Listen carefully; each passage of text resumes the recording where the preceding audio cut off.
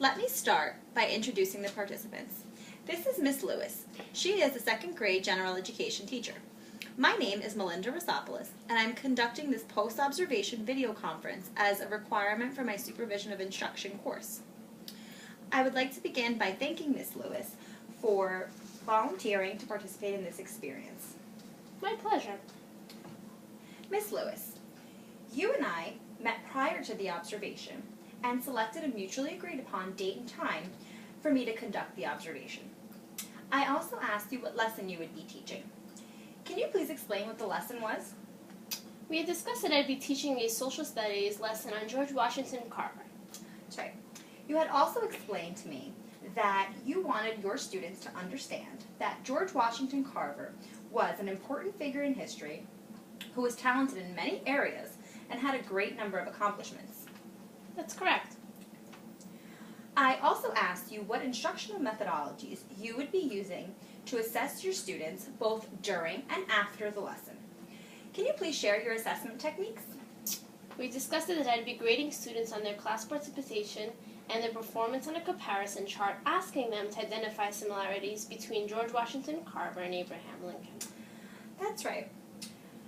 During the pre-conference, you and I also discussed the observation and agreed upon using Hunter's 7 steps in lesson planning as the focus of the observation.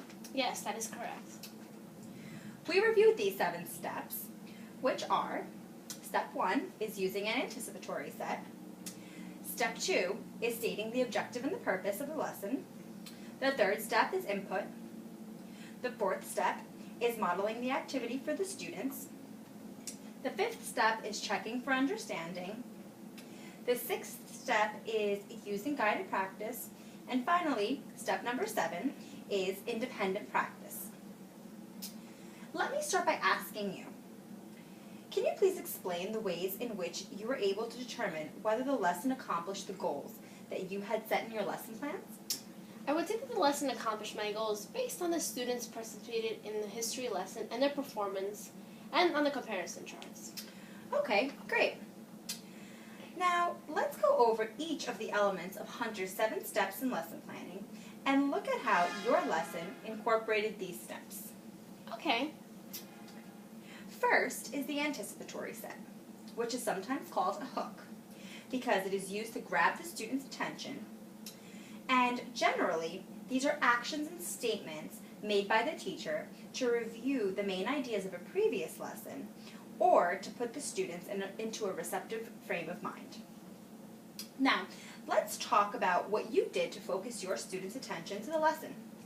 Can you explain the ways in which you focused the students' attention before the lesson began?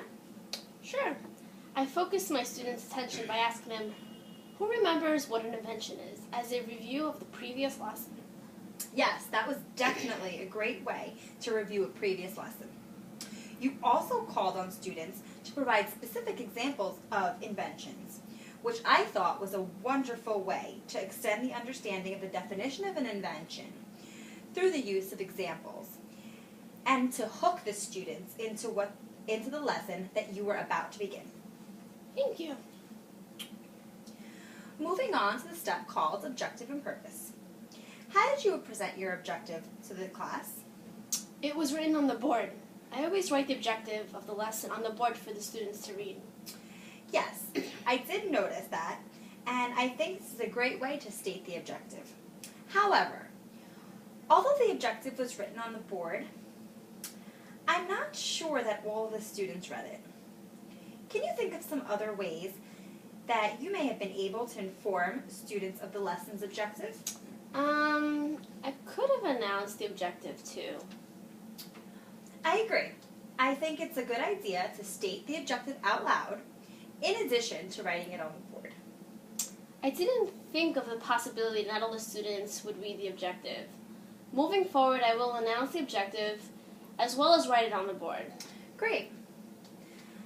I think that's a good plan. Now, the next step in Hunter's lesson planning model is input. This is the step where the teacher provides the information needed for the students to learn. Do you recall how this was done in your lesson? Yes. I named many of the accomplishments of George Washington Carver. That's good. And I also made note that you utilized your smartboard to list a number of facts about George Washington Carver and included many pictures in your presentation. I thought this was a great way to provide input for your students who are visual learners. Thank you. Okay. Now, the next step is modeling. Before asking the students to complete the comparison chart, you reviewed facts about Abraham Lincoln, who the students had previously learned about. Can you explain how you modeled what the comparison chart assignment would include? I provided an example of how George Washington Carver and Abraham Lincoln were similar, and I wrote down the fact in the comparison chart. That's right. You verbalized and wrote down the information, which was a great way to model what was expected of your students. Now, the next step in Hunter's lesson planning model comes checking for understanding.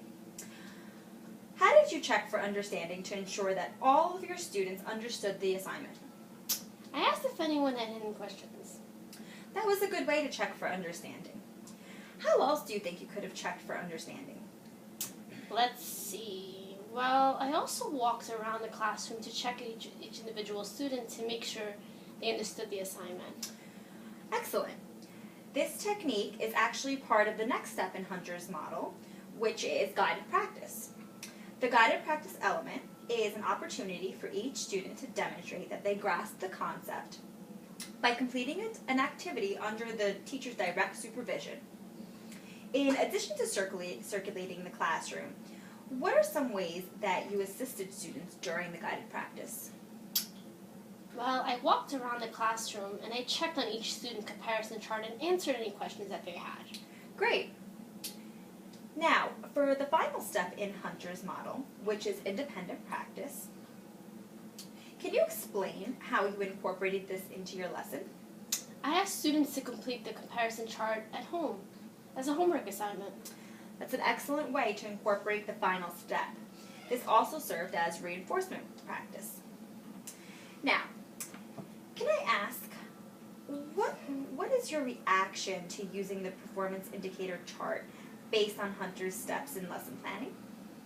I feel like it was a good way to think about how I presented the lesson and to make sure I was incorporating all the important elements on my lesson of George Washington Carver. Okay.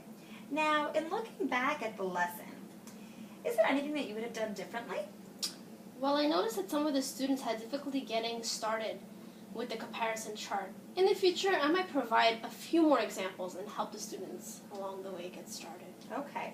I noticed that too, that some students did have difficulty getting started, and I think it would be a good idea to provide some additional examples to help them get the ball rolling.